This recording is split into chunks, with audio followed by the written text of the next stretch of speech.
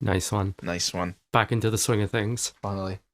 It's New Year, New Happy Year. New Year. Happy New Year. My New Year's resolution is to not lose any audio files. You haven't done it that many times. It's only the one I can think of. Yeah, I but- thought I lost Buffy for a bit, but it was just in a different folder. Oh, yeah. And that did scare the shit out of me, because Bag of Bones for All Hail the King, at least we noticed during the recording. That's true. I genuinely dread the day when, like, a file gets corrupted or something, and after the fact, we have to, like, decide what we're doing. Yeah. Oh, God, that's going to be miserable. It's Yeah. inevitability, and we're just going to be It will. heartbroken. It happens for every podcast, every medium, really. Yeah. You know. Yeah, that's your New Year's resolution, not to do that. Yeah, just not fuck up any audio. My New Year's resolution is to try and do that. So we're just, like, balancing out at the end. You're going to actively try and sabotage the podcast. Yeah, I'm getting sick of this. We're, like, what? How many seasons deep? 4? 5 seasons? Five It sounds seasons. like a lot. We're only doing, like, 4 or 5 episodes each one. I know, but it's, like, themed, you know. That's It a is. lot of episodes. That's, Yeah, like... we're doing half a year.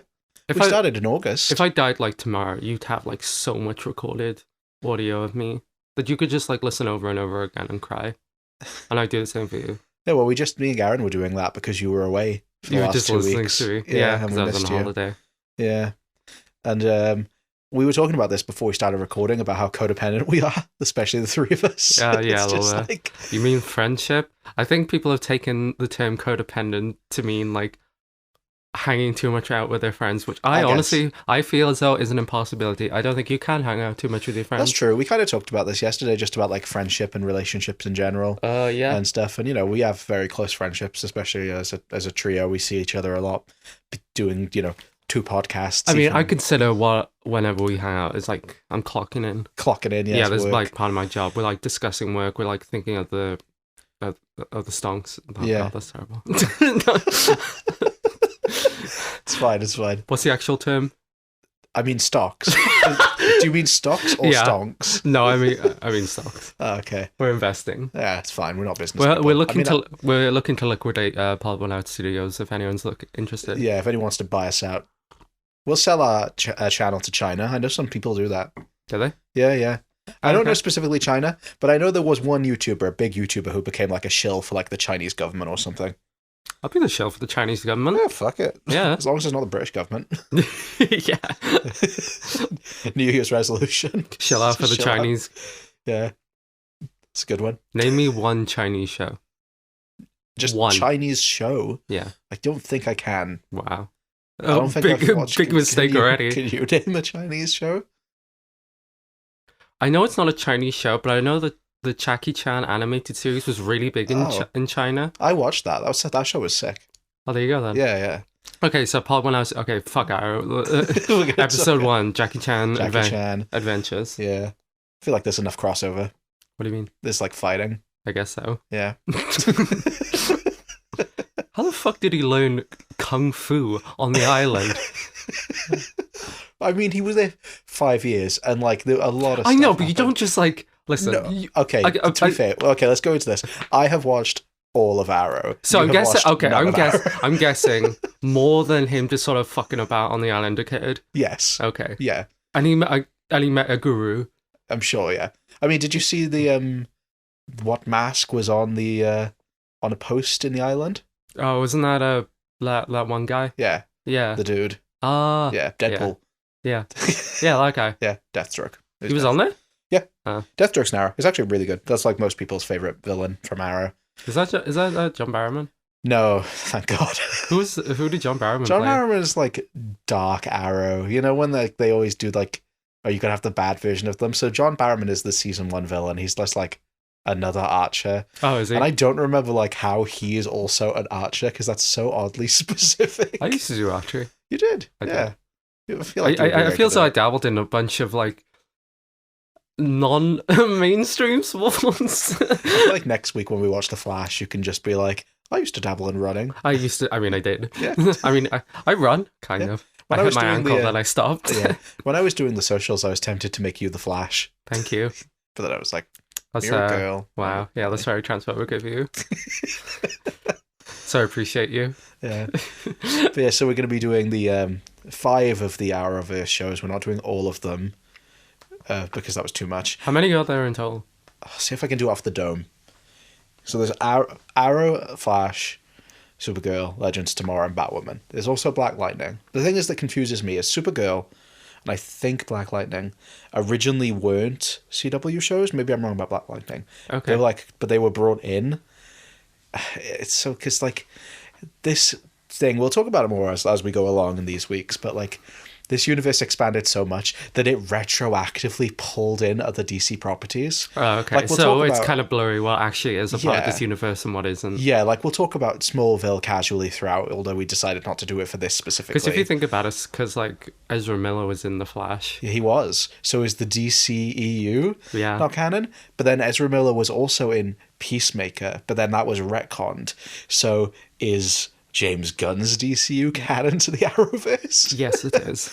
And then Titans. Do you remember Titans?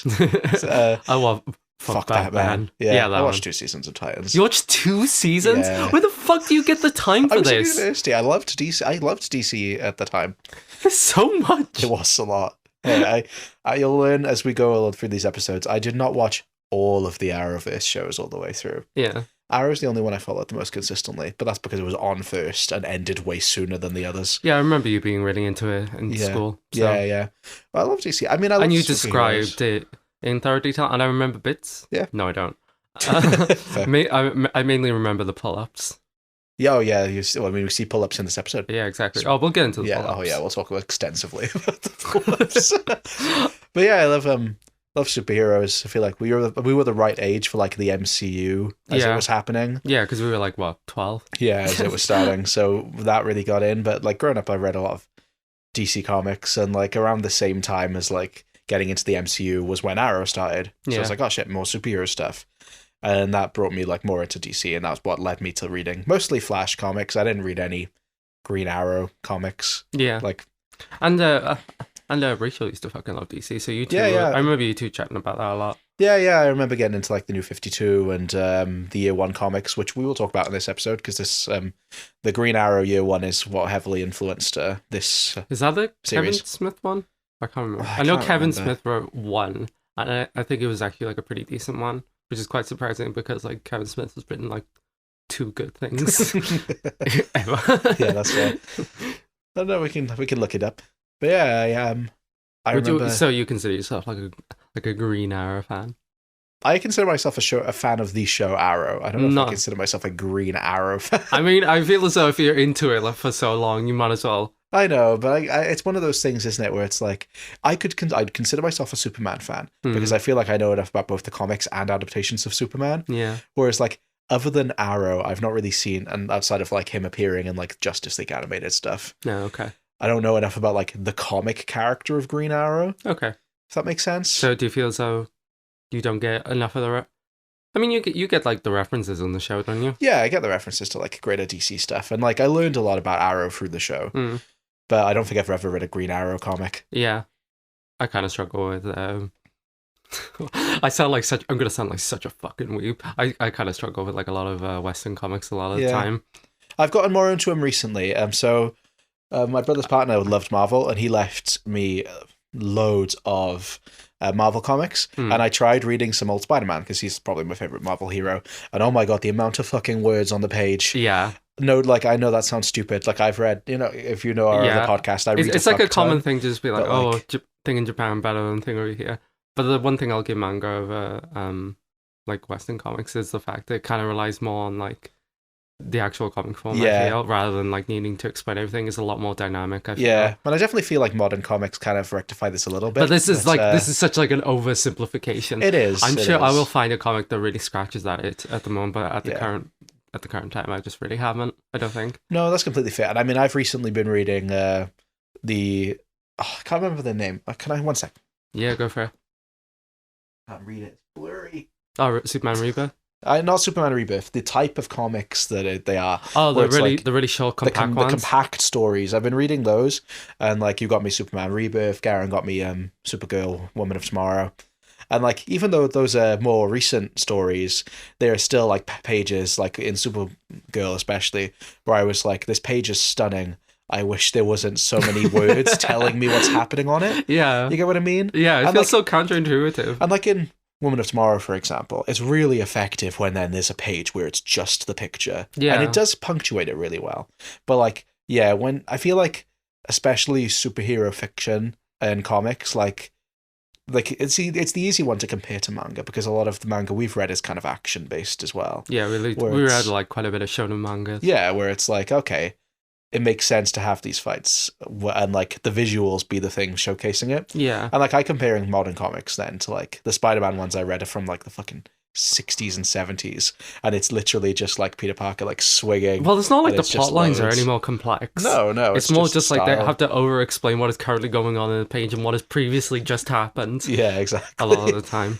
So yeah, I mean, I like comics. I've definitely like, I found them way more overwhelming as a teenager, and like especially with like the continuity with everything. No idea where to start. Yeah. So that was kind of the nice thing about like, which is kind of funny considering the state of like the MCU now, where it's just like I knew this would happen going into it's just like they're literally repeating what a lot of people have issues with comics in that they keep bringing back old characters. They can't end certain plot lines. They people don't know how to start anymore because they're so far in deep.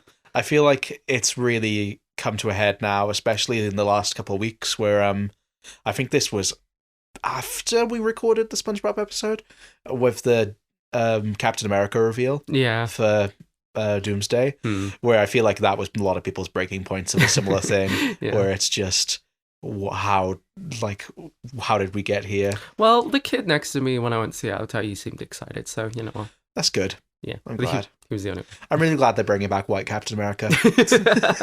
They killed off black one. Yeah. R.I.P. man. R.I.P. Anthony. You had one. What's his name? Anthony Mackie. Anthony Mackie. I like Anthony Mackie. It's a shame they didn't give him fucking anything.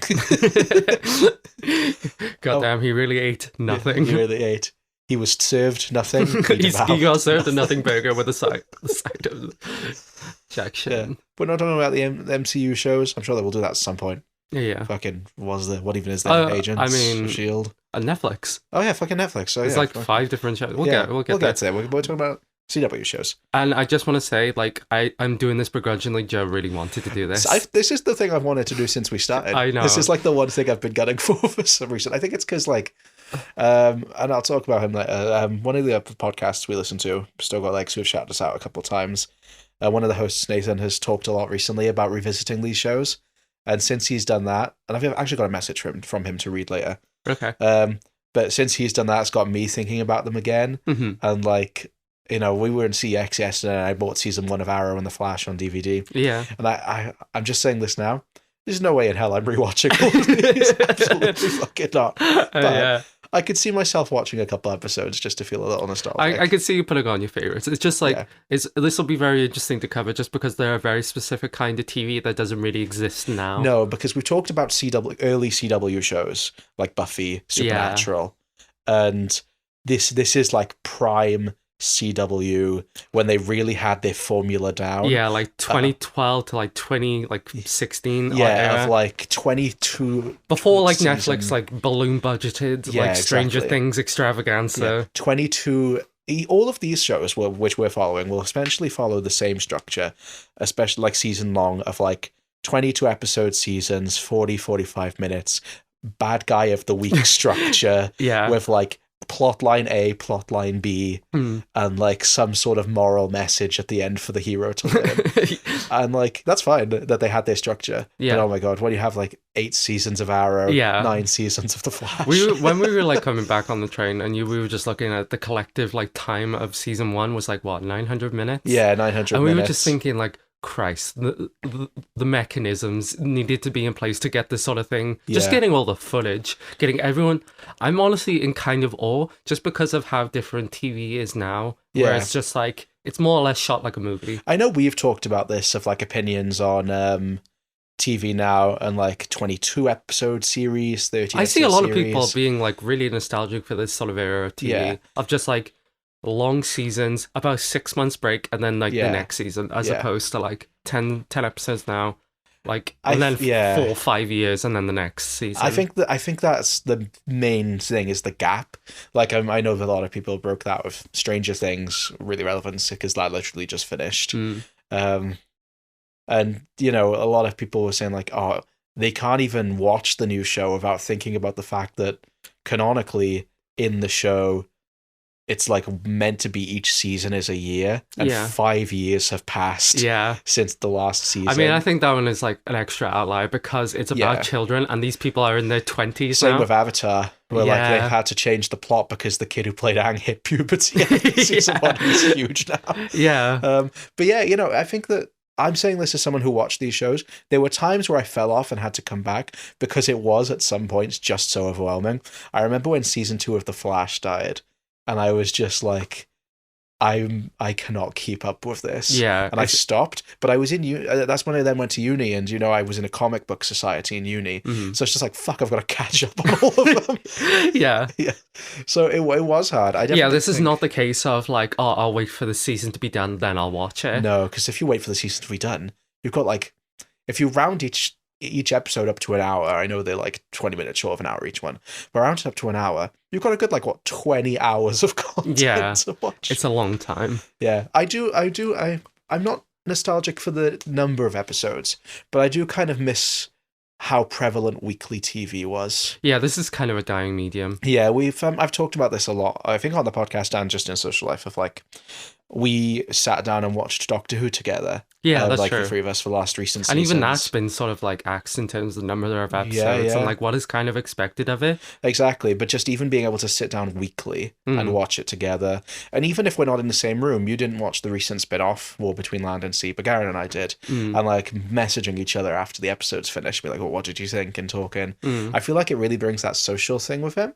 And like, again, thinking of Stranger Things, the new episode came out on New Year's. We had a New Year's party, and I did plan on watching it on New Year's Day, but New Year's Day is my mother's birthday, so I had shit to do. What's your social security number? It's 12.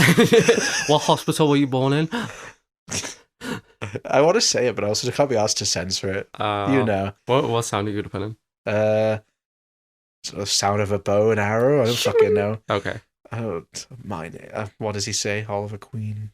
I can't remember the Arrow intro that plays in the upcoming episodes is not as iconic as the Flash intro. Okay. The one where he's like, "My name is Barry Allen. I'm the fastest man alive." Oh, I guess I haven't seen that then. No. For either of them. So. No, which is common for pilots. A lot of them don't have the intro sequences. Yeah.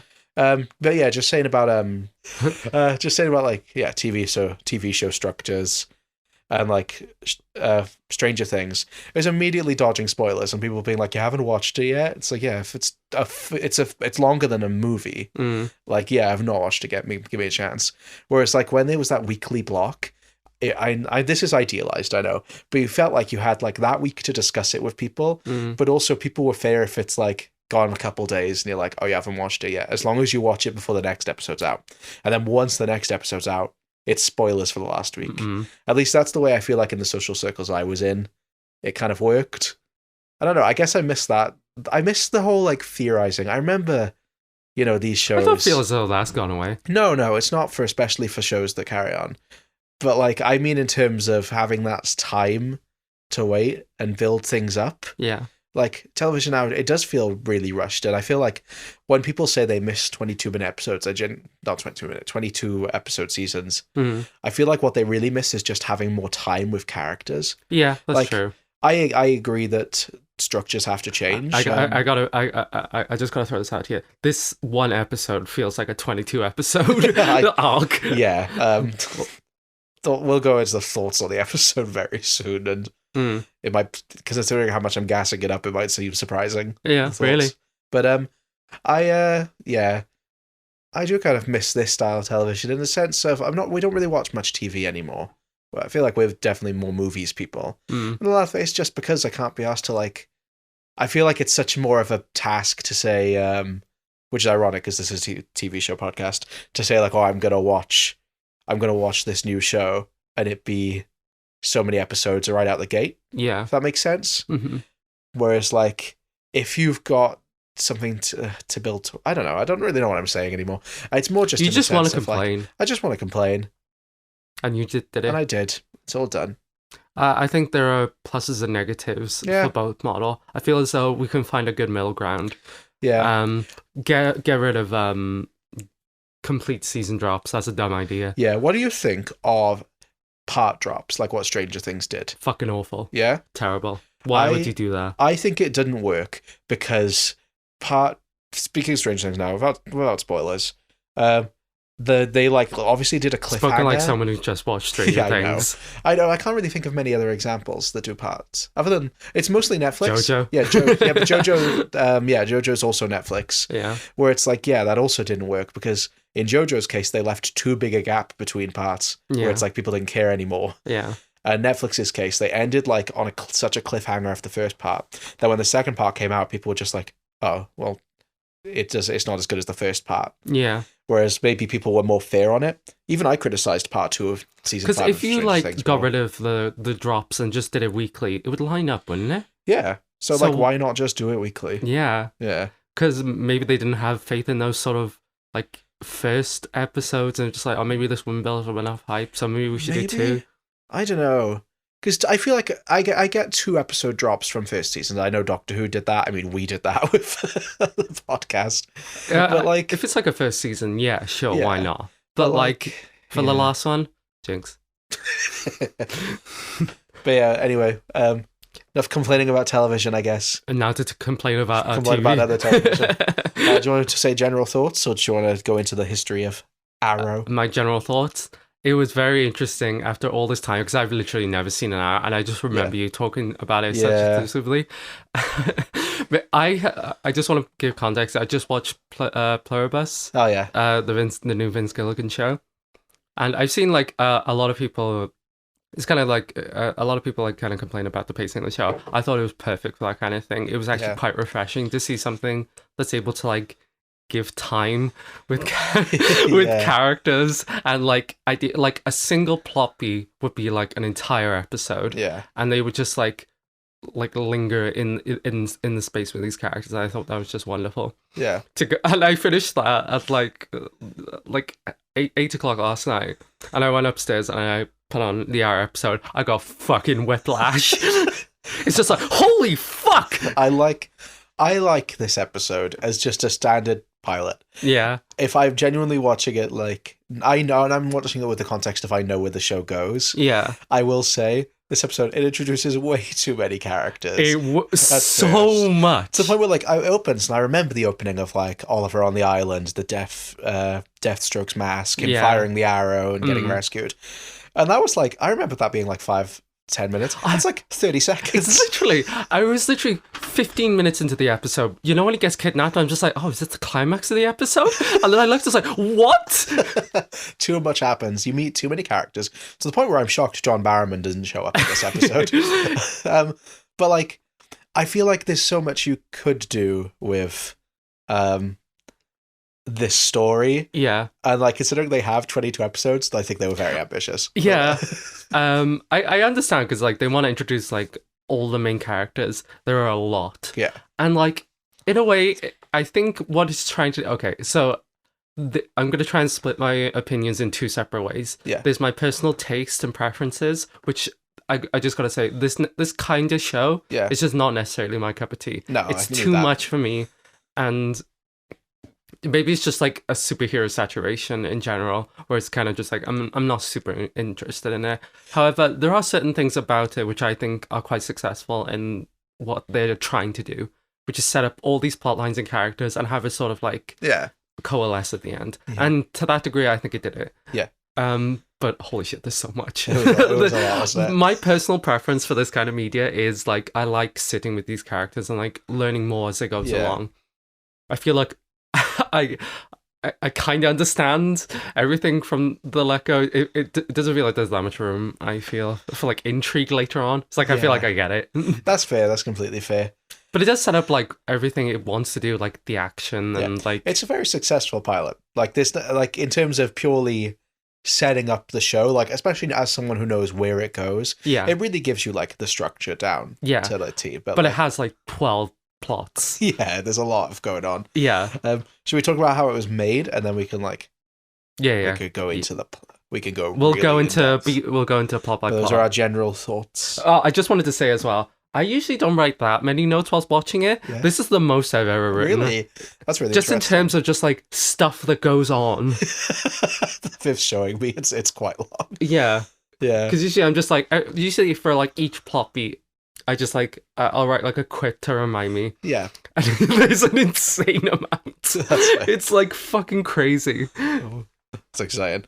Well, so let's go through. So, okay, Arrow is based on the Detective Comics. the comic strip.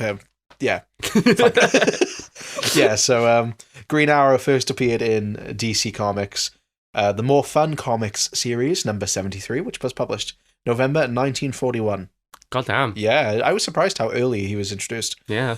Immediately with a sidekick as well. I guess so. Yeah. I mean, it's based on Robin Hood, so I guess that's sort of like an easy sort of like translation. And sidekick's easy to make. It's like, what if we made him red? Yeah. What if he was red and gay and short? What if he was red? Oh yeah, you know him. The guy who plays his sidekick in this is in Teen Wolf. Is he? Yeah, Who? He's the bully guy in Teen Wolf. Is he? Yeah, it's funny because you said, what if he was red, gay, and short, and that guy's gay. So it's like, I think relatively short. Oh, there you go. So the ambiguously gay duo. Let's go. Yeah. So yeah, he was Green Arrow was originally created by Mort Weisinger and George Papp. One of them directed Love, Simon. I don't remember which one. They're not these guys because this was in the 1940s. No, sorry. I meant, yeah, you're right.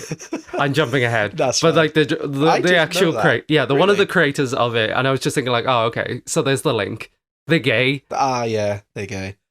That's interesting. He also wrote Green Lantern. Yeah. Oh, him. Okay. Yeah. So the show Arrow was developed by. I'm sorry, Greg. I'm jumping so far ahead. That's okay. I'm catching up. Don't worry. We got Greg Berlanti, who co-wrote and produced the Green Lantern movie. He directed Love, Simon. Yeah, I didn't know that. I think it's either him or the other guy. Let's have a look. I didn't know that. Love, Simon is a very special movie to me. It's not one I've gone for now, but.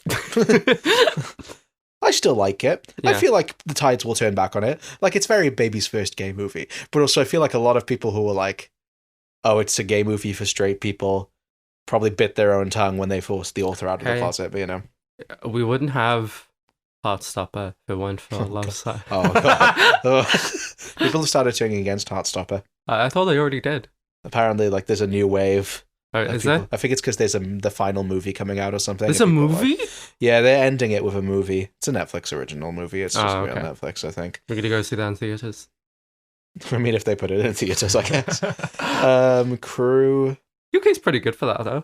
It's not like America. Actually, yeah, we've seen quite a few Netflix things in movies. It was Greg Berlanti. He did direct Love, Simon. There you go. Know that. Yeah. So yeah, Greg Berlanti. Okay, so going back, sorry. Greg Berlanti co-wrote and produced the Green Lantern movie, the one with Ryan Reynolds. Okay. Do you want to go back to the origin of the comic, or do we not really give a fuck? That was all pretty much it. It was just George Papp and Mort Weisinger. Yeah. It was just the guys who made him. I know this is like a very common joke. It's been beaten to death, but this is just Batman. He's Batman who kills. Kind of, yeah. I mean, we'll talk about it. I feel like Arrow especially kind of brought that back up. But, like, yeah, the whole selling point of, like, Green Arrow as a character being, like, he has no superpowers. It's like, yeah. He's a billionaire.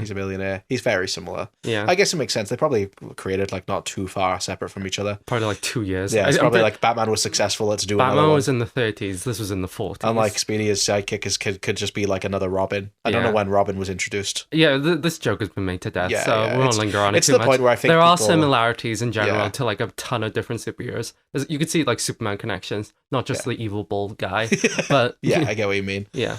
Yeah, it's superheroes as a whole. It's like, especially around this period. Yeah, they're very insular. Yeah, like the fucking golden age era. Yes, exactly. Yeah, they're more or less just like different costumes. Pretty much. Yeah. It's like how well, yeah, it's just like that. They all kind of encompass the same sort of thing. Yeah. So we got Greg Berlanti, Mark Guggenheim. He was a TV writer, but he also wrote for DC and Marvel Comics. And in 2006, he was the head writer for The Flash. So there might be more information on him next week. Okay. So I know there was 2 showrunners for this one. So and they were fired? No, not both of them. So right. So there's a third guy. So there's 3 guys. Okay. So we've done Greg Berlanti and Mark Guggenheim. The third guy is Andrew Kreisberg, who wrote for the animated Justice League series. He also wrote for The Simpsons, Vampire Diaries, and he wrote the Green Arrow. Well, he wrote for the Green Arrow and Black Canary comics. Okay. So all 3 of those acted as showrunners throughout the show. Berlanti and Kreisberg for the first 2 seasons, and Guggenheim on all seasons except 7. I don't know why he didn't do just 7. Like, I'm done. But then came back for 8. Well, that's kind of common though, Yeah, isn't it? Now, people coming back for like the last one. Yeah, because they're just like, I'm done, and then this season is awful, and then they bring it back thinking they could fix it, and they kind of do, but it's like, not really. Yeah, probably. And we'll be hearing those 3 names a lot because they all worked on the Arrowverse. Do you want to get into controversies? Well, it's pretty simple. So we will be talking about these guys a lot. But a very common occurrence on this controversy corner. The controversy corner. Yeah. Did this person do a sexual assault? Probably. Right. So the 3 names we're going to hear a lot are Greg Berlanti, Mark Guggenheim, and Andrew Kreisberg. Unfortunately, Andrew Kreisberg, who did work on all but one of the shows we'll be talking about in this block of First Time Flyer episodes, he was fired in 2017 due to having 15 women and 4 men accuse him of sexual harassment. God damn. In the CW. That's like Trump numbers. Yeah, it's a lot of people, isn't it? Yeah, that is like damning. Yeah, I mean, yeah, there's not much more to say. We're not going to go into depth with it because he's one of the 3. But did he write this episode? He didn't. He co-wrote it. Okay. Yeah. So, any praise we give is for the other 2, unless they also did heinous crimes, but they didn't have a controversy section on their Wikipedia. So.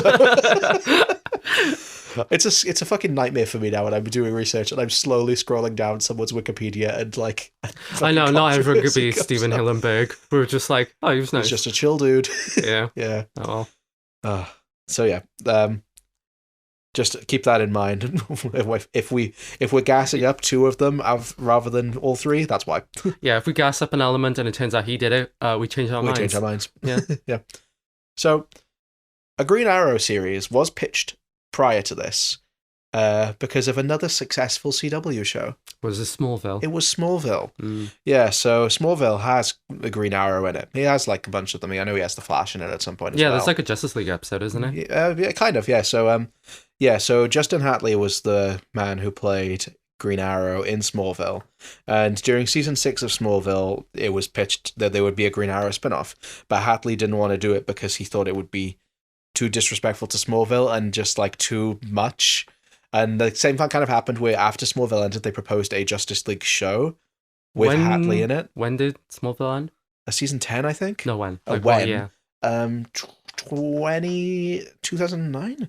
I'll double check now. So it was like a little bit of a gap between There was a little, like a couple of years at least. Like not many, but a couple. Smallville. Yeah, and they did discuss doing a Justice League sequel show with Hatley being the Green Arrow kind of leading the Justice League, which is very interesting considering what would happen with Arrow itself. Started in 2001 in the UK, so 10 seasons. So yeah, about 2010, 2011. But yeah, so Justin Hatley wasn't interested, so they just kind of let it go. They're just like, okay. In 2012, though, after Smallville ended, the CW did propose a new series, and it sounds like they kind of floated the idea of should it be a continuation of Smallville, just with like a new actor probably if Hatley didn't want to do it, but they just decided to go on an entire new take for the character. So a pilot was ordered with David Nutter to direct, who we've seen in Supernatural. He's the one. He's like the main CW pilot guy. Yeah, that makes sense. Because he did Smallville as well. So he must have got it down to a science by this one. Yeah. Stephen Amell was the first person cast. He was the first person to audition, so he's the guy who plays straight away. Green. Yeah. Just got him straight away. They worked on the series. They wanted the series to start grounded, but they didn't want it to like ignore all the DC stuff. Yeah. So they put in a lot of references during season 1. Yeah. And obviously after the success of season 1, as we'll discuss mostly next week with The Flash, they very quickly expanded into just including supernatural stuff like superhero, typical things, powers and things. The pilot production began March 2012 in Vancouver, which is where it was filmed mostly for the show. Yeah. And a full series was then picked up October 22nd, 2012. So this is that episode. It was the pilot. Called Pilot. It's called double pilot. entendre? No, it is the pilot of the boat that crashed. The captain. They should start calling pilots captains. Captains. It's because they put them on air. Yeah. You mean she puts on airs? That's just fancy talk. Yeah, Arrow led to the Arrowverse, but we'll discuss that more next week. Yeah. It ran for 8 seasons, 170 episodes, and ended January 28th, 2020. Right before COVID. Imagine, yeah, no, I saw that number. I was like, oh, damn. Just cut off point. End of an era. Yeah. Just imagine if Stranger Things had like 170 episodes. God, I know, it's kind of an unheard of number now. Like, I can't think of... I mean, granted, this is a show that lasted like 8 years. And not many... Like, even though Stranger Things technically lasted longer than 8 years, they're not producing constantly throughout. Yeah. Like, these numbers are kind of unheard of for shows nowadays. Yeah. But yeah, Arrow was the first... It wasn't the first. It was the first. It was the first superhero. Okay, awesome. Yeah. Arrow was the first... Arrow was the most watched series premiere for the CW since The Vampire Diaries. Oh, really? Which is funny, because Vampire Diaries is like one of the least watched things we've done. Yeah. Thanks, guys. Not them, like in terms of episodes. Oh, right. But also that's true. It is also our least favourite episode. It's because Meg was on it. Not our favourite, watched. No, it's most watched. Wow. Sorry, Meg. Kidding. I loved that episode. It's because like the people who listen to this kind of thing are predominantly male and yeah, men it's because we say the T slur like 20 times. Do you think that's why? Maybe. I can't imagine that pushed it in the algorithm. Yeah. Well, if you want to hear it, then check out the Vampire Diaries episode. It's pretty funny. Yeah, if you want to hear slurs, go for it. Yeah, it was also the highest rated episode in general on CW in 3 years. So the CW was definitely at a low point in terms of viewership. Just like shot it up, yeah.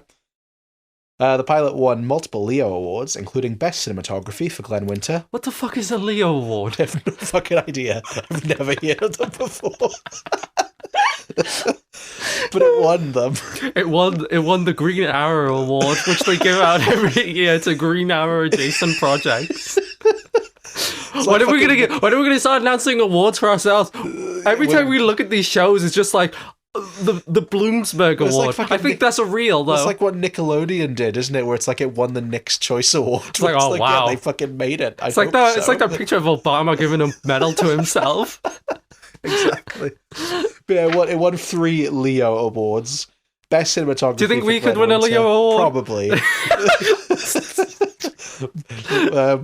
Production design for Richard Hudlin and stunt coordination for JJ Maccaro. Okay.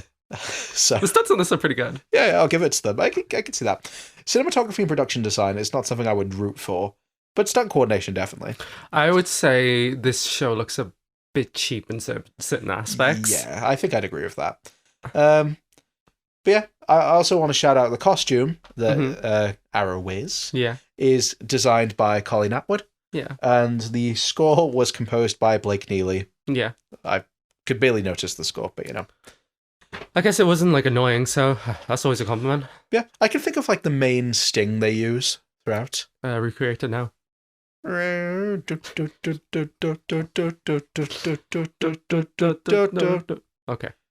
awesome. And that's when like the arrowhead is there. Yeah, it's like yeah. So that's Arrow. I also learned from the DVD extras, which to be fair, DVD extras were pretty good. Did you watch the commentary? Arrow doesn't have commentary for some reason. Flash does. So, okay.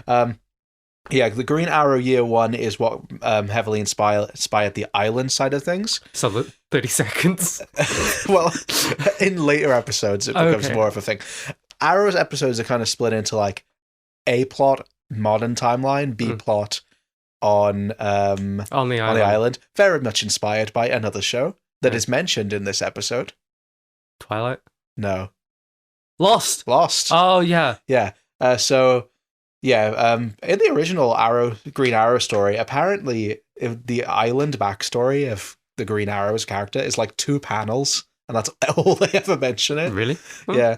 So they wanted to like really expand on the backstory. So I think like the island stuff lasts like 5 seasons. Really? Yeah.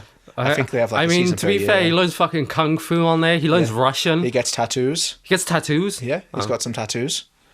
You want to learn how he got 20% of his body's covered in scars. Yeah, 20%. And he got shredded. Yeah. It's like... he wasn't shredded before then, was he? No. It's kind of funny, actually. Where did he get the protein?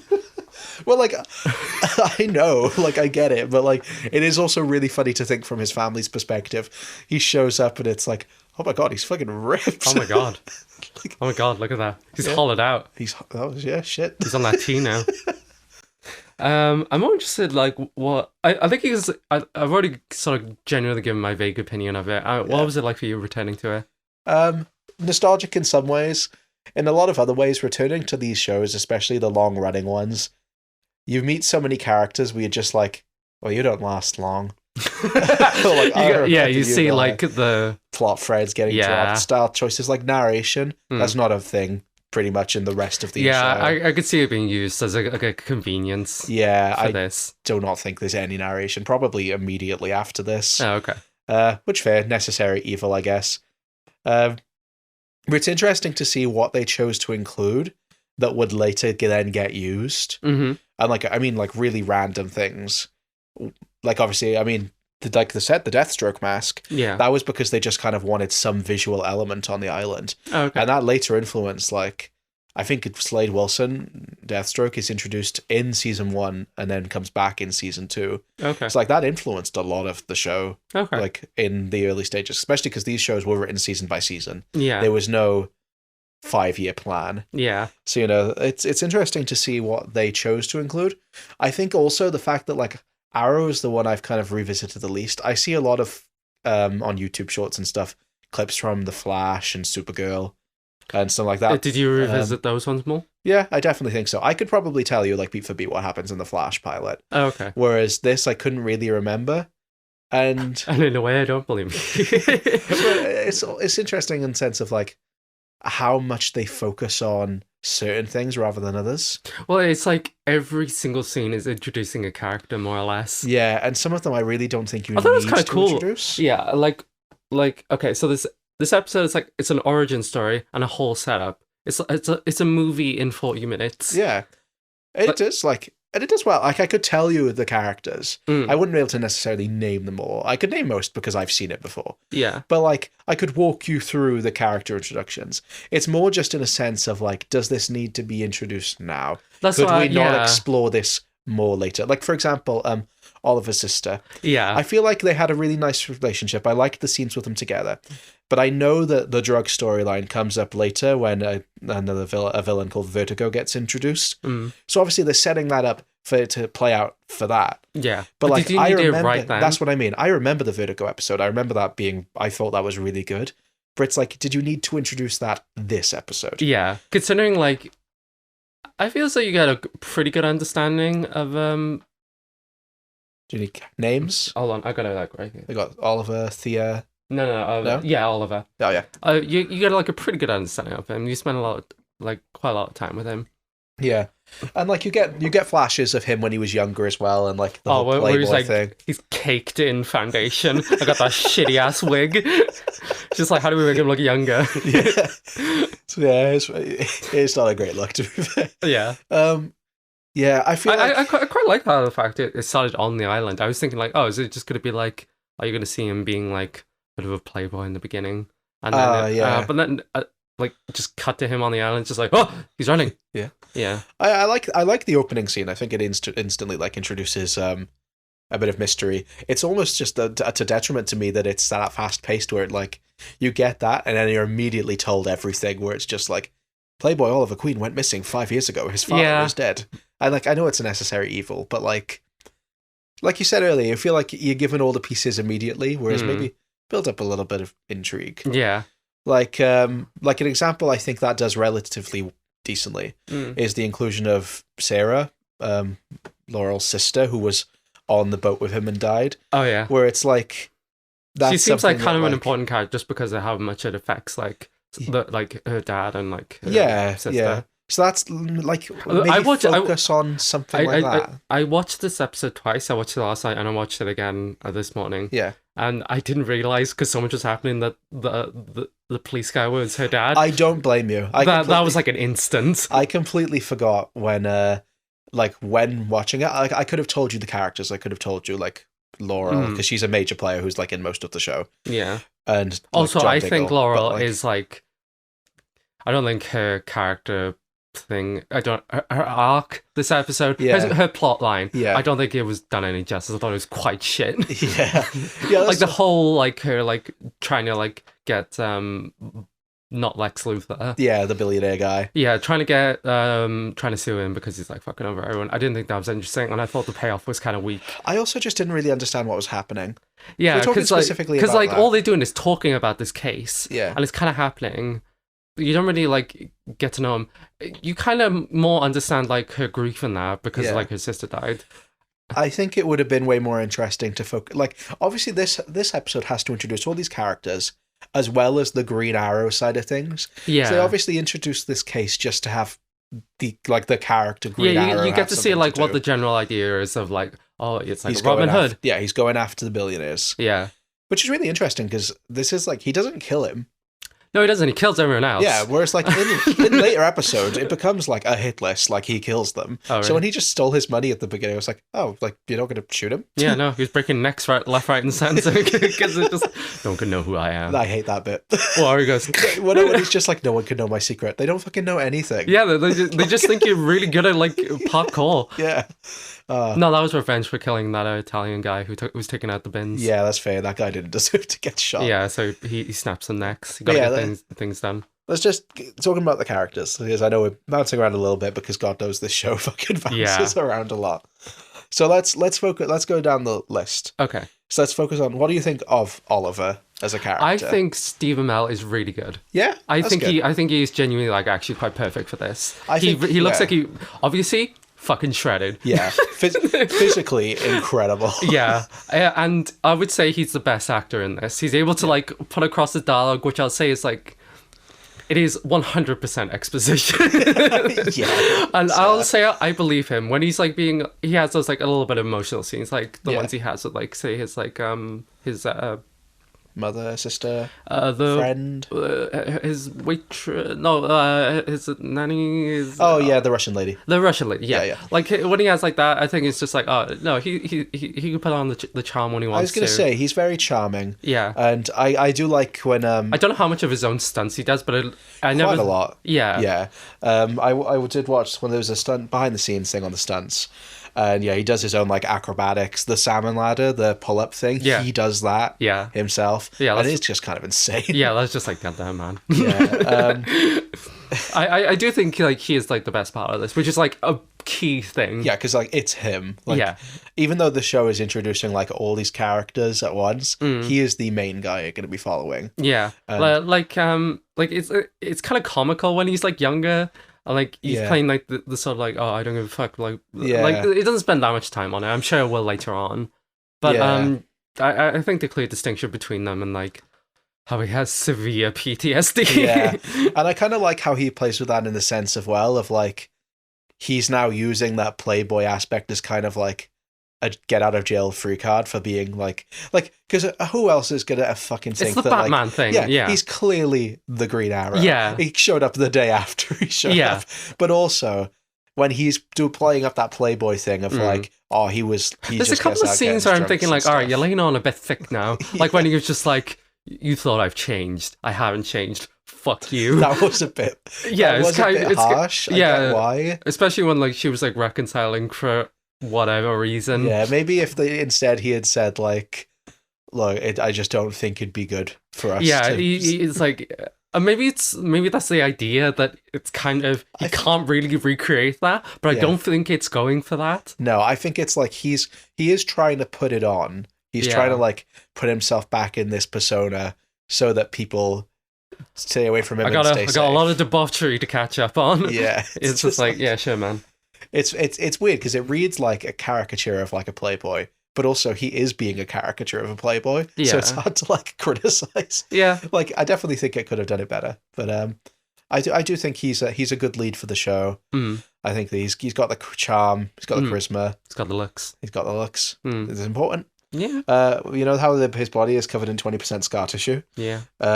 one of the guys, I can't remember who, it was someone on the behind the scenes when they were talking about Stephen Amell's body and how he does the stunts, and it was just like sexy images. And they were like, fully said, you can't enjoy his body from a male sex appeal point of view because of the pain of his scars. Oh, can't you? Like, I think I can. Absolutely. I think if anything, it adds more, to it. it. Yeah. More attractive. Yeah. Yeah. Yeah. So, it's very interesting because they were talking about like the male gaze and how like it's. Well, I mean, we've had this conversation outside of the pod of just like when you're trying to make something look so masculine. Yeah. It's like, oh, he's muscly and he can do everything, and it's just like, oh, this looks gay. It's gay. Yeah, it looks gay, but that's good. But yeah, it's good. No, it's better. It's better for him. Yeah. The shit he does is like so impressive. Yeah, genuinely. Genuinely. Yeah. No, I think he is my favorite aspect of it. That's really good considering he's the main character. Yeah. So there are so many shows we watch still like I just don't give a shit about the main person. Yeah. Considering he's like a muscly white guy. Yeah. And I was like genuinely interested in this scenes. I think that's genuinely like a really big compliment. That says. And speaking of like other white guys, his best friend Tommy. Yeah. I don't care about him. No. Is he not really a main player later on? He is for the rest of the season, and like he just come back throughout. But it's just kind of like one of those things where it's like I think he could have done something quite interesting. The thing is, okay, you know where it's going to go later on. I don't. This is pure speculation. Yeah, maybe they do later on, but I'm thinking like I get I understand he's like still trying to put on this like persona of. Yeah. Like, I'm still, like, a playboy. I like to fuck still. Like, you know, whatever. I like to drink or whatever. But maybe have him more... Just him immediately going back to, like, he's been gone for, like, 5 years. Yeah. And he still acts the exact same. Yeah. How I assume he acted prior. Yeah. I don't know. I think there could have been, like, more complexity to that. Maybe, like, the shallowness... You could definitely work that in, I can imagine. Yeah. I think that my main Or maybe even the shallowness... of their relationship can sort of be an interesting dynamic. Yeah. I think that I'm saying this, I remember like where Tommy's storyline ends, but I don't really remember like how it gets from point A to point B. I think it's interesting more in the sense of and I know that he is John Barrowman's son, and John Barrowman is obviously the bad guy of the season, even though he's not in this episode.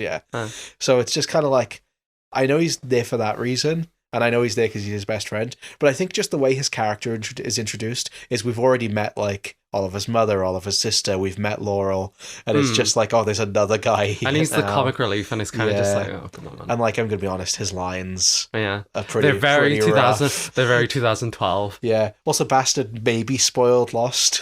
Yeah. Apparently, that's, like, a common misconception about the ending. So it's not that they're all dead. So... that's good, because when that happened, I was like, what the fuck? I can't believe Lost has been spoiled. On fucking Arrow.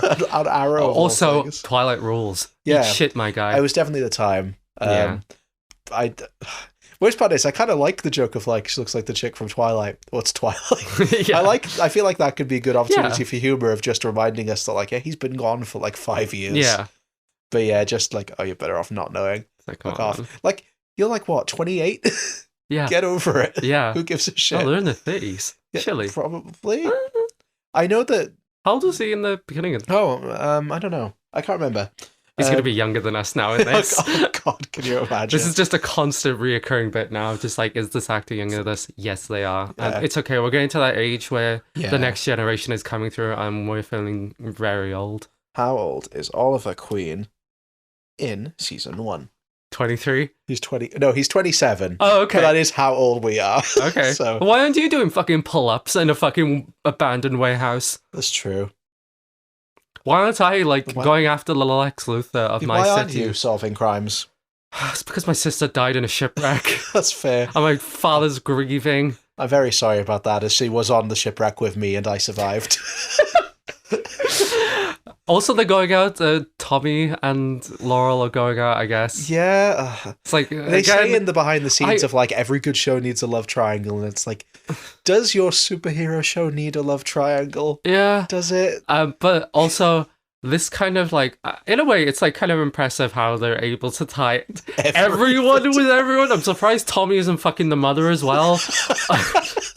Because it's kind of just like, it makes the world feel smaller than it actually is. It's just like there's 6 people in this universe, and they're all billionaires. Which is really funny considering like this becomes a multiverse at some point. Yeah. It's just like everyone's connected.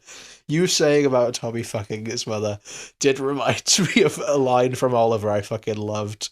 I didn't realize I didn't realize you wanted to sleep with my mother. Like, dude, he wasn't even being that aggressive. Yeah, what did he say before? I was like, I didn't realize you spoke Russian. I didn't realize you wanted to sleep with my mother. It's like, dude, you're having dinner. Fucking hilarious thing to say. He said it's so stone cold. And like, we don't know this man. I don't know what the fucking history is. Yeah. It's been 5 years. No, that was funny as fuck. I gotta give it to him. But did you fuck my mom? Did you fuck my mom? I think that was the guy from the first Resident Evil movie. I thought it was. Yeah, I recognised him. Yeah. He gets sliced up by lasers. And they got the people to kidnap Emilia. Everyone's connected. Everyone's connected. I was kind of gagged by that, not gonna lie. Were you? I thought that was so stupid. I couldn't remember that the mother was involved, so at the end when she's like, I paid for them to kidnap him. It's like, oh shit, okay. It's like, oh great, now we're gonna find 5 more goons that you can break their necks to. Yeah, she's surprisingly chill about the fact her son definitely killed 5 people. Absolutely. Like, I mean, she got fucking judo chopped by him in the night. Okay, so wait, who's next on the character list? Let's talk about Moira then, his mother. His Moira, yeah. Cheated on her husband with this guy. Got choke slammed. I think on that one shot of him sleeping by the open window, dripping with wet. Storm coming in as well. And he's like, my dude, shut some windows, baby. He was been on the island for 5 years. Yeah, no. He needs the storms to sleep. He can't sleep in a peaceful environment. Someone needs to buy him a fucking rain sound machine. This is like in the first 5 minutes. It is. This is like the second scene with the mother. Yeah. I don't know. I don't have many strong feelings towards Moira in this episode. Yeah. She's there. She hires goons to kidnap him. She's sleeping with the other guy. Yeah. She doesn't really do much other than that. Okay, that's cool. Yeah. Well, that's fine. How do you feel about her as a woman? Very sexy. Love it. She is very sexy. Honestly, get that bag. Yeah, good for her. Yeah. Her husband's dead. Yeah, and he was like evil or something. Yeah. You know? As far as I knew. Yeah. I mean, he's a billionaire. It's true. So is she. But she's a girl boss. So that's cool. We're fine with women billionaires. Yeah. Yeah. No. Okay. Next, Thea, his sister. I did not like their chemistry when they came together. I thought that was a bit hard. Like so the whole like the line when she shows up and he's like, sis. "Hey sis," and I'm like, the reason that line is there is because if it wasn't, you'd think they were sleeping together. Yeah, absolutely. That when they were running it into each other, it's like, it's so nice to see a nice sibling relationship, but now I understand why they don't do nice sibling relationships in shows. Yeah, it's just like. No, it's just whenever you have the plot line of like, I'm all grown up now. And even the brother's just like, wow, your sister's hot now. It's just like, you're setting this up. Listen, if they went through with it, I think that'd be awesome. Explore those territories, make it fucked up. These people are billionaires. They definitely fuck. That'd be fucking wild of all the shows to have incest. Green Arrow incest? That'd be pretty sick, actually. Yeah, honestly. No, I fully agree. They're both very charismatic. And you put them in a room together and it just doesn't, like, it's too much. Yeah, when you got to get 2 sexy actors. Yeah. And you get the lighting, and you get the music, the song, they're running at each other. It's like that fucking coffee ad. You know that? Have you ever seen that Christmas coffee ad? With the siblings definitely fucked. Oh yeah, I've seen about that. Yeah, it's giving that. It reminds me of that show that was cancelled. It was a kids show, Life with Derek, I think it was called. Yeah, and it was like about a sister and a brother, and they were step siblings, and they didn't get on, and the actors genuinely got together, and they had to cancel the show because the sexual chemistry was too much. That's so funny. Yeah. Oh my god. Sad. I mean, it happens a lot where like. People end up dating their love interests outside of what they're acting. I know, but it sucks when you're like 2 actors and you can't get together because you're playing siblings. Yeah, because you're just like, oh, that would be a bad look. That would. But yeah, I don't know. I like that it's not a typical like. I guess it is in the sense when you get to the drug stuff of like, you don't know me. You've not been here for 5 years. You've been gone. You've been gone. I do cocaine now. But like, I know what it looks like. I know what it looks like, but I don't know where it's gone. But yeah, he's very suave. I do like the shot of him binning the cocaine and his bodyguard just like. Nice. Nice. Respect. Yeah. I don't know. I like aspects. I don't love those scenes. No, it's just like I feel like maybe I would have rather, even though we just said like their chemistry is kind of too much. Maybe I would rather some more scenes of them just like spending time together outside of just immediately being like, I know you're on crack. Like the fucking his nickname for her, which I know is the comic Speedy. Yeah, Speedy, which is the comic nickname for his sidekick. Mm-hmm. And I get like, oh, it's because you run fast, and the fucking next one is like, maybe it's for another reason now as well. It's like immediately clocked. It's like, goddamn, man. It's like, chill the fuck out. Like, yeah, I don't know. Maybe have him sit down at a park, talk, have a conversation. No, we can't. No, gotta move along. He needs to get kidnapped. Yeah, we've got episode 5 to set up. I don't know if it's episode 5, but we've got to set up the drug story. Probably episode 2. Episode, maybe it is fucking. Yeah.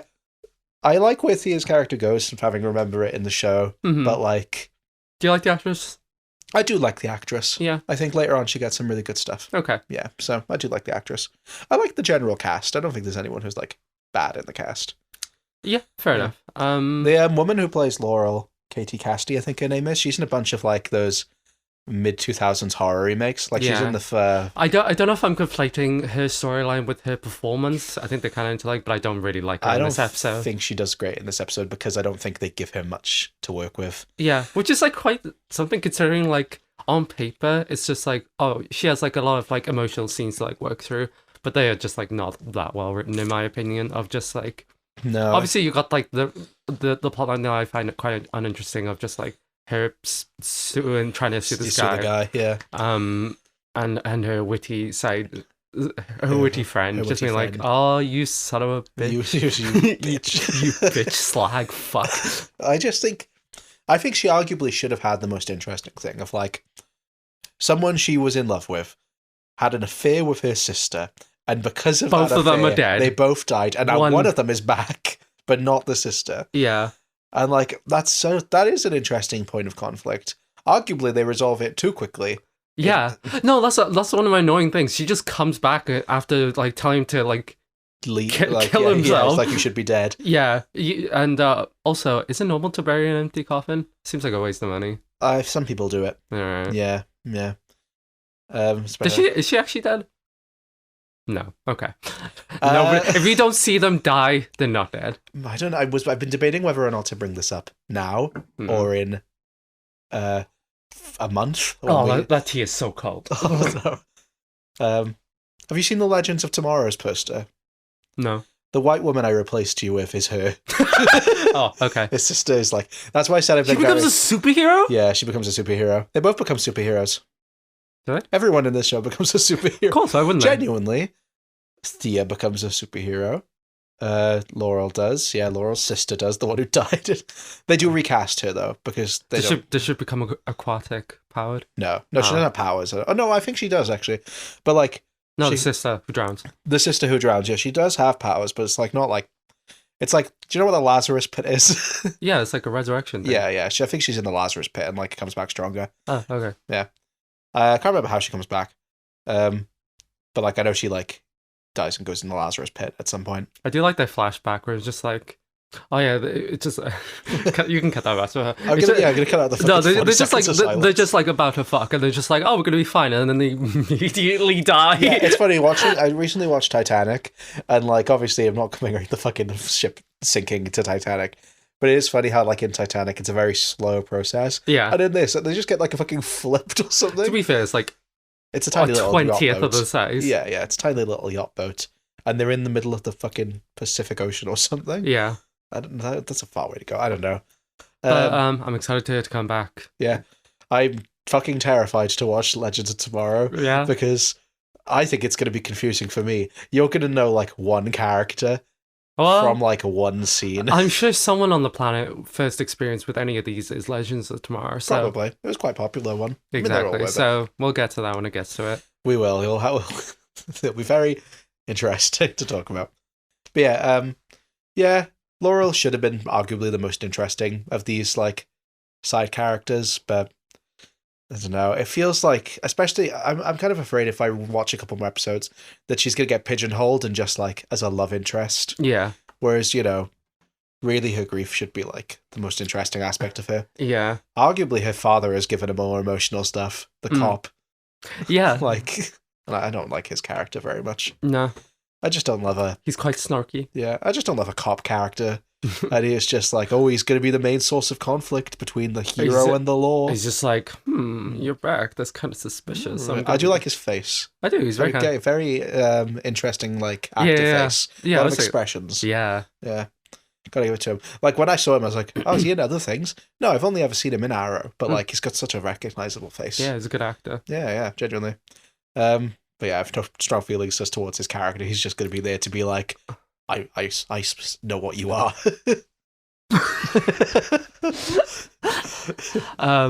What do you think of the main antagonist of this episode, which is fucking bald guy? Bald guy. No clue. Nothing. I think this is the main problem with Arrow as a whole. Like Flash, he's got a rogues gallery. To be fair, he only really gets like 5 minutes of screen time, doesn't he? He's just an evil businessman, and that's pretty much going to be the rest of the season of like, which evil business person is Oliver Queen going to kill today? Yeah. But yeah, it's just, it's nothing, isn't it? He's menacing. He's just like, what are you doing here?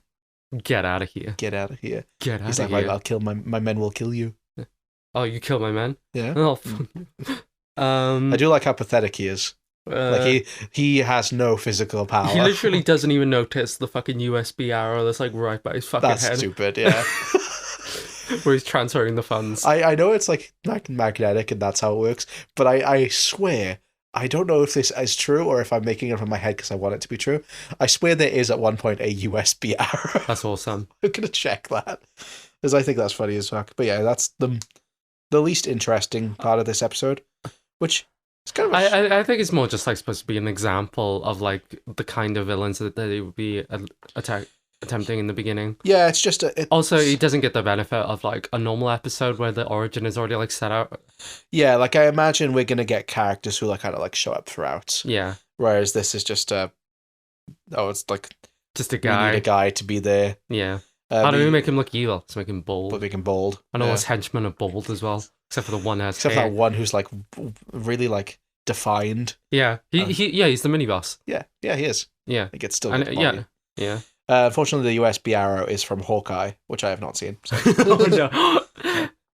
I like my purple archers. I like my green archers. I don't like my purple archers. I don't like Jeremy Renner.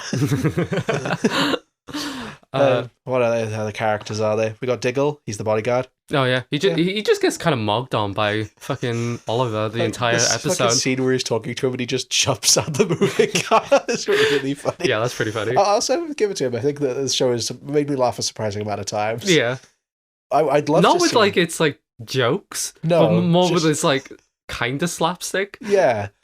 Like, I really want to see the Fallout conversation. I feel like we're not going to get one of the fact that Oliver just choke him out at the end. Yeah, he does. He's just like, oh, I'm not going in. Yeah.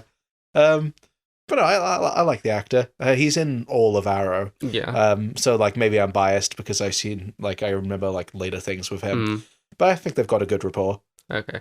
I think that's more or less the main cast. Yeah. I can't think of any other characters other than... The father? Yeah, shoots himself. He shoots himself? He shoots himself like downwards. I was thinking, you're gonna fucking burst the fucking I'm killing boat. myself so you can survive. I know, if you're gonna go under. Yeah, that makes the most sense. But no, he shoots like, not even sideways, like down. I'm surprised he didn't hit the boat. He also killed another guy. I know. Also, like, I know it's TV show writing, but like, he survives. No, he doesn't. He doesn't survive. I'm sure he's dead. He comes back in Legends of Tomorrow. Oliver. I'm back. I missed. I hit the boat, but I survived. No, it's like it's TV show writing with a whole thing of like, oh son, I wanted more time. I haven't told you all the things I've done. It's like, did you bring him on this boat with his like cheating girlfriend to be like, by the way, I'm a severe criminal? Oh yeah. Like what was he alluding to? Well, since he was on the boat, he was just like, might as well. Might as well tell. Yeah. Guess he was about to die. So yeah. Like, I was going to tell you at some point. No. Son, you have to go to purgatory and learn kung fu and then come back and then kill all my rivals. Yeah. Do you think the island Oliver was on is the island that Lost takes place on? I mean, it is purgatory. Yeah. That'd be interesting. Yeah. It's like the fucking the hot people over there in Lost, like having all their conflict. It's just Oliver punching a tree. I mean, I wouldn't put it past this series to cross over with yet another thing. Just brings in another thing. Honestly, that's a good point. But what do you think of the action? Because this is like another like selling point of it, I feel. Yeah. Honestly, it didn't really sell it to me a lot in this episode. I really liked his training sequence. I love, that was cool. I thought like establishing what he can do physically, like him doing like the obviously the pull-ups, but like swinging across gaps as well. Yeah. And I remember the tennis ball thing that was used as a promo to like reveal the show. It's like that's that scene of like the tennis balls falling and then him shooting them. And like I really like that sequence. The fights themselves, like this stunt choreography is good, but I didn't feel like that blown away by it. I quite enjoyed the chase sequence. Yeah. Where he's like running, he does that little leapfrog. Yeah. He gets a little label one. I was just like, oh, that's cute. I think that it does really help that he does his own stunts. Were we at peak parkour in 2012? I feel as though we were. I feel like, probably. I think Stephen Amell doing his own stunts really does benefit it. Yeah, because you don't have to cut to like a stunt double who looks kind of like him every like 6 seconds. Yeah, you could do a lot more with him. I'm sure by like season like 6 or whatever, they were just like, oh, I can't. He's fine. It's just like a different man. Get my stunt double too. Yeah, and I don't blame him. That's what they're there for. But like, it helps in the sense of like, especially in this first episode when we don't really get to see him in the costume until like halfway. Yeah, to have a scene where we see him fighting and it's just him. Yeah, it does really help. I don't know. Maybe I'm just being a bit harsh. I just didn't find the fights that memorable. Yeah, I guess it's because it is just goons. Even it's just schooners. Yeah, he's just fighting up goons. So you went like that. So the climax was kind of just like whatever. Yeah, it's just kind of like. Do you remember like any sort of like big action sequences in the show, or is it mainly just like the plot lines that kept you intrigued? It's mainly the plot lines and like the like I remember like fights between the villains. Like Deathstroke in season 2 was a fucking fantastic villain. Yeah. And like I remember like the conflict between them throughout the whole of that season and like the final fight. And there are later fights I can think of, but it's not like just to compare it to like another superhero show. I know it's Marvel and it's Netflix, but like when I think of Daredevil, people can point to like the hallway fight where it's like that one shot of him like coming down and things like that. Whereas I feel like it's this like is more Old Boy. It's like Old Boy. It is like Old Boy. Whereas this, it's more just general of like goons show up, beat the shit out of them, kill them. I'm sure I'll have similar opinions of like with the Flash in the same sort of sense. Yeah, but I'm guessing that's more like VFX heavy. Whereas this, at least I can admire about this is that obviously it is more hand to hand. It's more coordinated. It is. I don't know. Maybe it's just because I was more fond of the ones where it was VFX and superpowers. Yeah, that it's just kind of like. It's easy to forget the work that goes into it, but like they put a lot. No, I much prefer this sort of thing where it's able to like you're able to see like the physicality of it. I don't think it's shot in the best way. Some of them are quite impressive, like when he's like running across and he swings down. Yeah, like that was pretty cool. I love the leapfrog. When I saw it again on the second view, and I was like, oh. I know. I do like how long he's like in the air. I really like his grappling arrow that he's like, fuck. Sorry. That's okay. I just punched the mic that he slides down on. Yeah, that was cute. He's got gimmicks. He does. I know he has like, I'm sure he'll have other arrows at some point. But yeah, I can't really remember. I think it was just one of those things where as a growing up, it was like looking at it now, I'm just like, this show, it kind of shows its age. It's very 2010s, very like, we're more grounded than other superhero stuff at this time. But I don't know. Thinking back of like what the appeal was, I think it's just when you're a teenager, this is like the coolest shit ever. It's just like, oh fuck, man. Shooting arrows and that's like awesome. Yeah. But now you're an old man. I'm an old man. You're basically 40. We're the same age Oliver Queen is in this episode. We haven't done shit. We haven't survived 5 years on an island. We survived 5 years from COVID. From COVID. Yeah. Yeah. Oh, he missed COVID. Wait, no, he didn't miss COVID. This isn't like, I mean, he did, like the character did. But like, in terms of, can you imagine if he was on that island and he like just fully missed COVID? Oh yeah, that's true. To like come back, it's like, what did I miss? What I missed? Then he gets COVID for the first time. It's like, oh God! I mean, his immune system's probably quite good. Well, maybe it's terrible. Maybe. I don't know. Would he be better off just like being lost to the elements? Sounds like that thing like some parents say where it's like, let your children play in the rain. It's good for them. Let them lick concrete. Like, get germs. Yeah, let them get syphilis. They don't need vaccines. They've been outside. They just need oils that you can purchase from my website. Yeah. We should get like a really dodgy sponsor at some point. Yeah. It'd be really funny. We should get one of those like data harvesting like sort of like honey or whatever to sponsor us. Did you know Chris Stuckman? Yeah, that's sad, isn't it? It's like, God damn man, that movie didn't make enough money. I'm so sorry. Oh well. Not great though. But yeah. They mentioned Obama. They did mention like, Obama. Black president, that's cool. Yeah, nearly a second term by then. Yeah, would have been. Yeah, 2008 to 2012. Where was Green Arrow when Trump was elected? Was he dead by that point? What, Trump? No, Green Arrow. No, he wasn't. He just let it happen. Yeah, he could have stopped him. Where was the Flash? Yeah. What were they doing at the time? Where was Green Arrow during Charlie Kirk's assassination? Pulling the trigger. He was the one killing him. Just yeah. Take a shot every time you mention assassinating Charlie Kirk on this fucking... There's been less on this one. Yeah. On All Hail the King, it was like every episode for a solid 2 months. Well, in a way, this is our DC crossover. Yeah, this is. Oh, there's a lot of mogging in this show. What do you mean? Like... That's just kind of his face, though, isn't it? Oliver's face, Tommy's face as well. So yeah, just like serving face. I feel like when John Barrowman gets here, it's going to be worse as well. Yeah, that's true. Yeah. That's a good thing, I suppose. We would have talked about more allegations if he was in this episode. We can avoid them. Yeah. We don't have to talk about them. We'll worry about that when we cover Torchwood. Yay. Well, wait for the spin-off season. Yeah, spin-off season.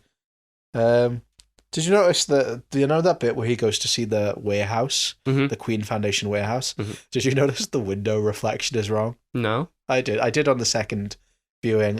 Which? So it's like where he sets up his fucking arrow cave or whatever. Oh yeah. It says like Queen Foundation or something on it, and it's like that, and then it cuts to Oliver in the window, and the reflection is the same way, so the audience could read it, which is not a reflection.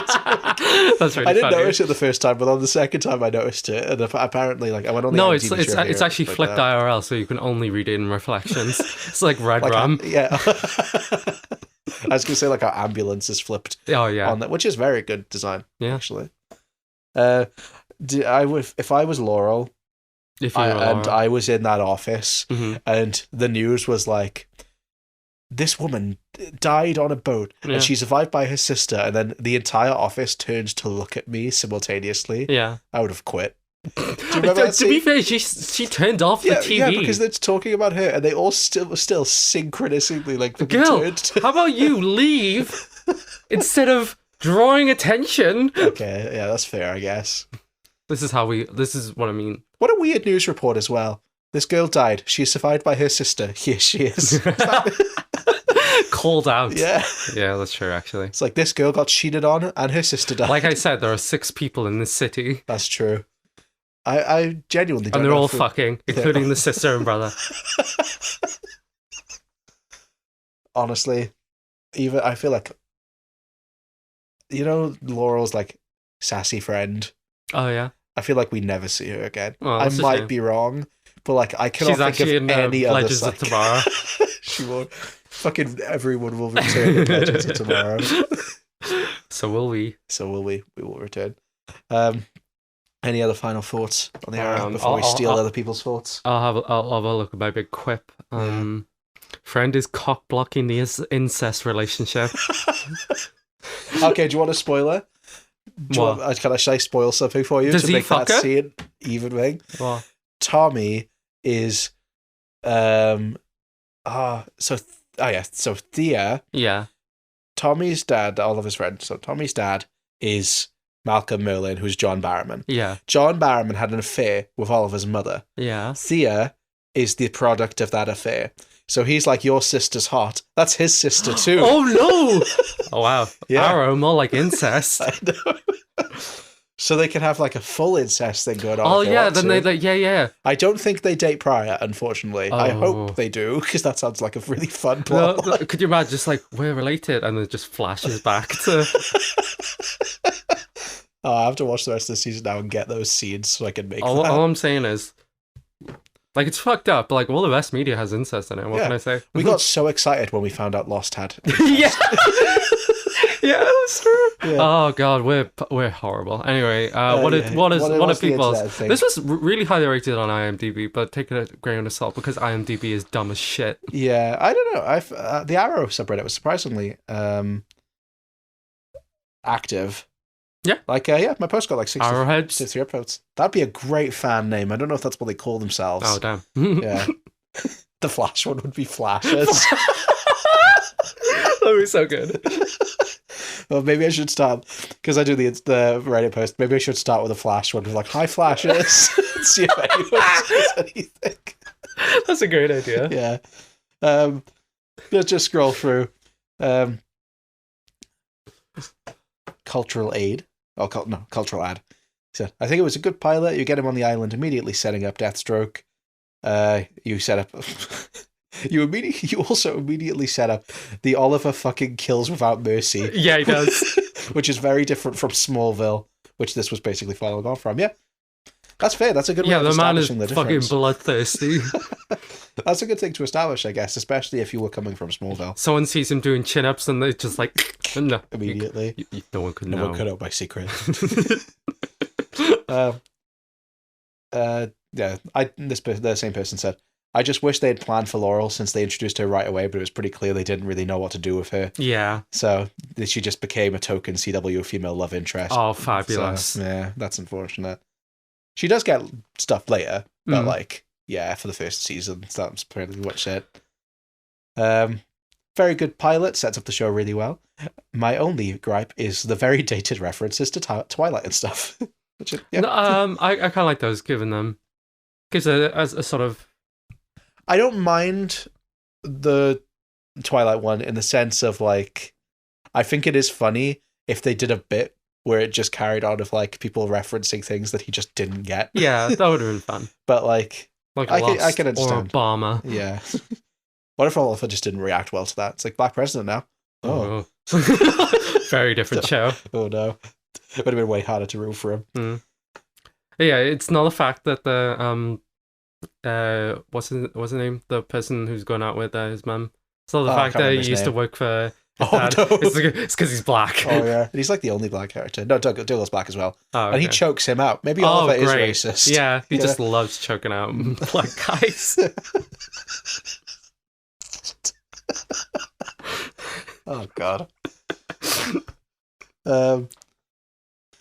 The show sets up a lot of things that just doesn't really explore later on.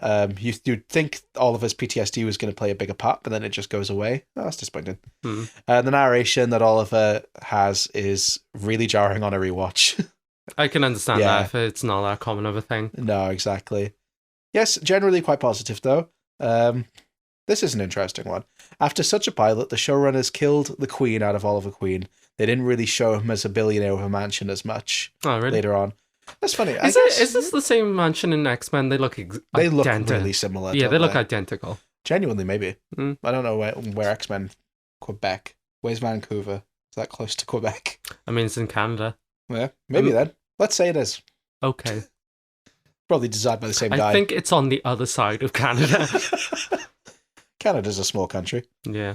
That's interesting. Apparently... Oliver never finds out his mother is the one who hired those guys to kidnap him. That's strange. I guess that's another thing with the pilot is they write a lot of things where it just isn't really picked up. Okay.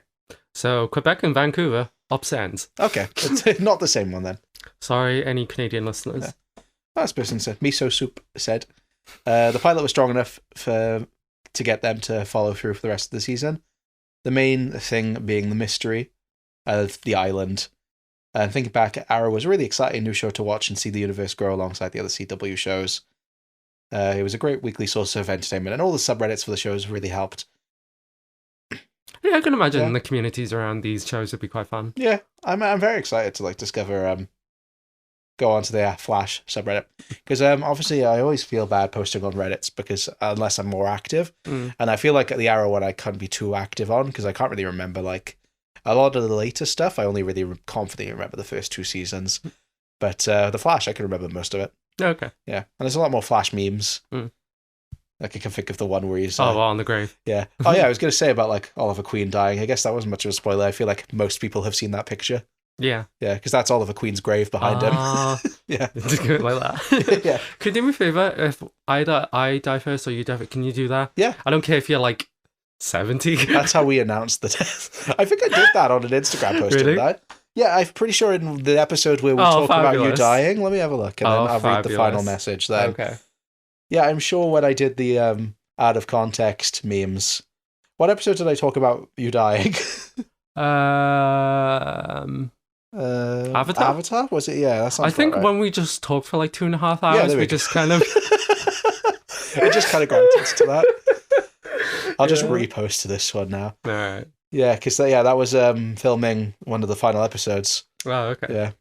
That's such a great picture. That's such a good photo. Yeah.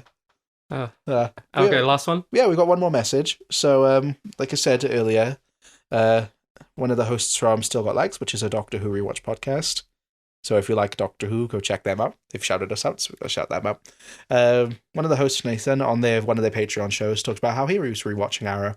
So I popped him a message and to see what he thought. It's a very long message. I will read all of it. And yeah, it was very nice to collaborate with another podcast that I don't listen to, but I have massive respect because... You hear me and Garen talk about them Yeah. I basically listen through osmosis. Yeah. And like you know of their work and other things, like editing and stuff. Yeah. So Nathan from Still Got Legs said, "Hi guys, Arrow is not a perfect show by any definition of the word, but it is one that I absolutely love quite sincerely. Over time, it grew into the anchor for this insane, colourful and wonderful DC universe on the CW, but it took quite a bit of time and effort to get to that point, and so much changed along the way. And because of that, I don't think the pilot is necessarily a good example of what the show is." Yeah, I'd agree with that. Okay. Like, more in the sense of, I imagine if you were if this was a podcast where we were going to watch all of the Arrowverse in sequence. Yeah, starting with this is so different because it is so grounded. Yeah. And it's so isolated. Mm-hmm. Whereas, by the time we get to the Flash next week, we already know okay, it's going to become a thing where they tie in. But yeah, anyway. And so on. It's what the show was intended to be at one point in time, but that ended up changing so dramatically. And there are huge key elements of Arrow that are just not present in the pilot episode at all. The first being Emily Beckett Richards as Felicity Smoke. She's a major character. I think you'd like her. Okay. But she's, arguably, in terms of the Arrow group, it's a Green Arrow, his bodyguard, Diggle, and then her. So it is kind of funny that she's just not in this episode. Is she in episode 2? I don't remember. There we go. Nathan says, she's the main heart of the show in a lot of ways, and it wouldn't be until a few episodes into the run that she was introduced as a minor side character. The narration from Stephen and Mel, which doesn't last for more than a few episodes from memory, and a lot of scenes we see in the pilot would later be reshot due to characters being recast and playing a lot more prominent roles. So that Sarah, she gets recast.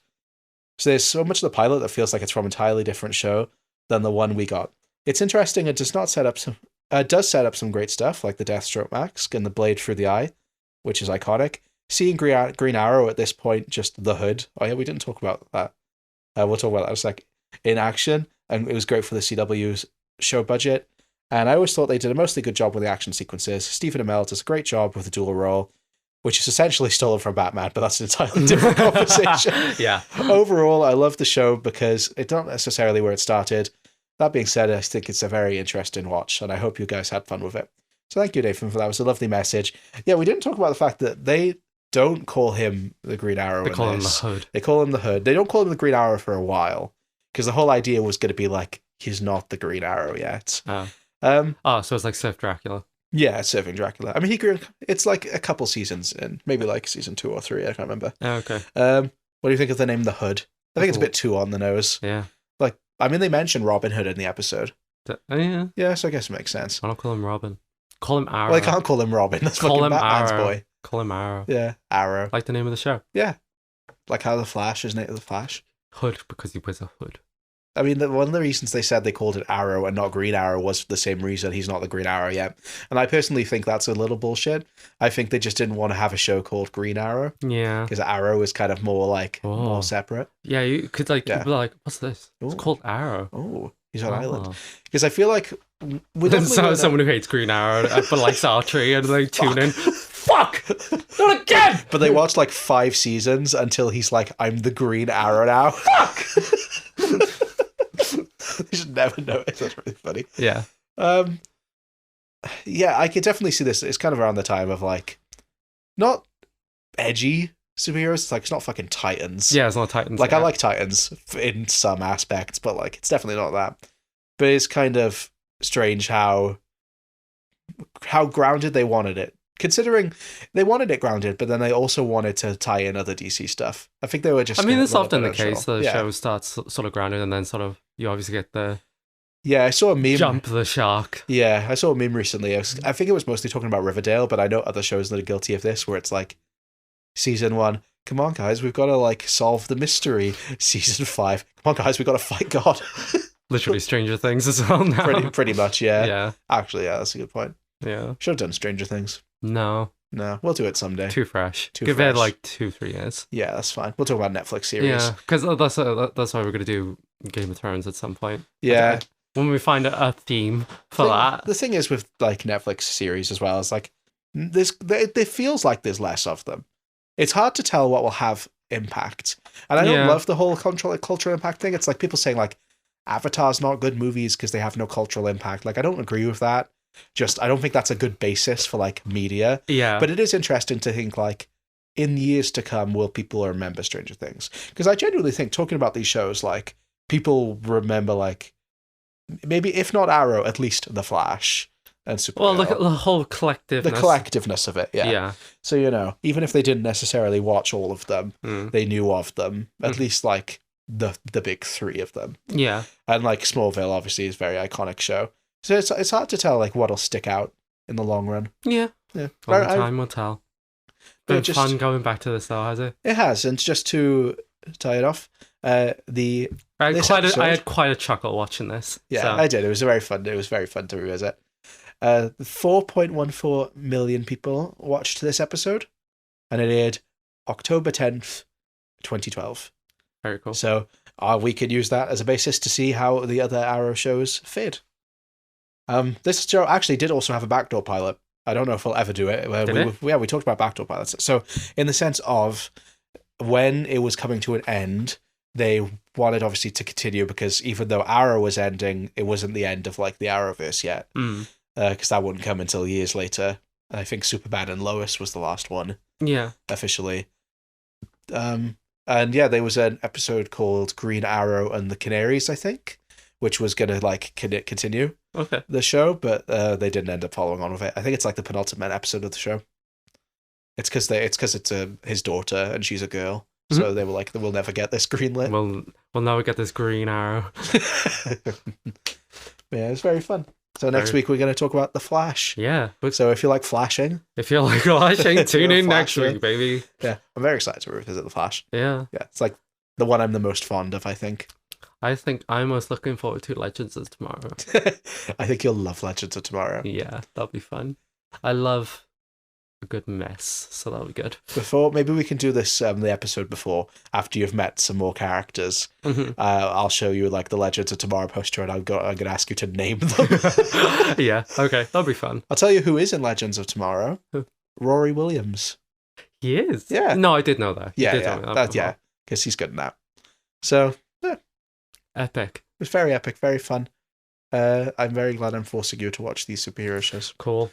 I'm not. If you stick around for 5 episodes, we'll be talking about women. So that'll be great. About women. Oh yeah, just a thing. Neither of us are going to carry on watching this. No, you absolutely won't. And as much as I love it, no way in hell am I watching. Because if I rewatch this, and funnily enough, Nathan talks about this on his podcast.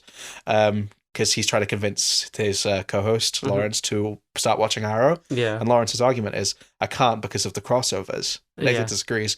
I will hate to say it. I know in myself, I cannot watch Arrow without then watching all of them. Yeah, that's insane. Yeah. Without that schedule of like TV of just like Monday this, Thursday that, Saturday this one. Yeah, you can't do that. When I was in uni, I wanted to get into the animated shows because I watched some of them, but I hadn't watched them like all the interconnected ones. And I found a spreadsheet once that was like, here's the order you watched them, and I didn't even start because I was immediately just like, nope. I cannot. Absolutely not. Yeah. But yeah, maybe I'll watch a couple random episodes. Maybe I'll watch the finale. I'm swaying my head in disagreement. It's a maybe, which means it's a no. I almost forgot the socials again.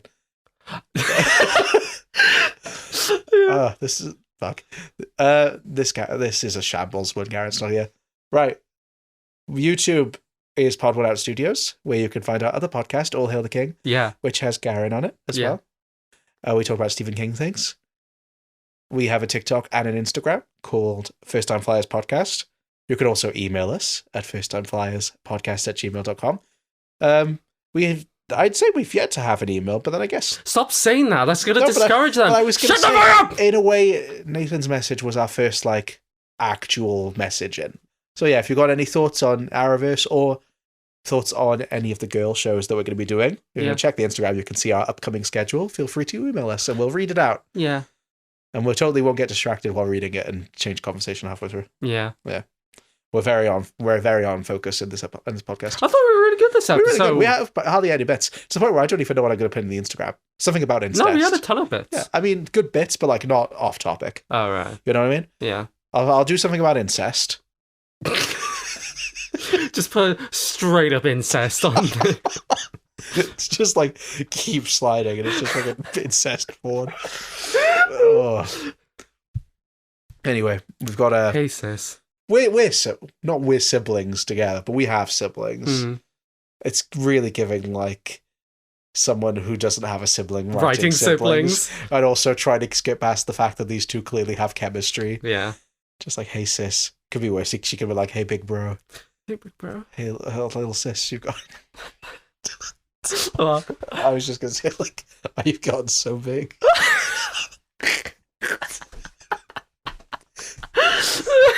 Hey, they're only half siblings, if that makes a difference. Are they?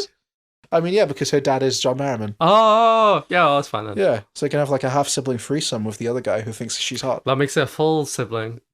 Yeah, yeah, that makes sense. If they do like a pyramid, then it's like a full sibling. Yeah. Anyway, if you've got any thoughts on this. But forget it, this is going to have the most thorough email that's ever come in. I'm scared either way, whether it's going to be an agreement or disagreement. I will read it word for word regardless. All right. Thank you for listening. Please send us all your thoughts. Have a lovely evening. Have a lovely rest of your week, and we'll see you next week when we do The Flash. Okay, bye. Goodbye.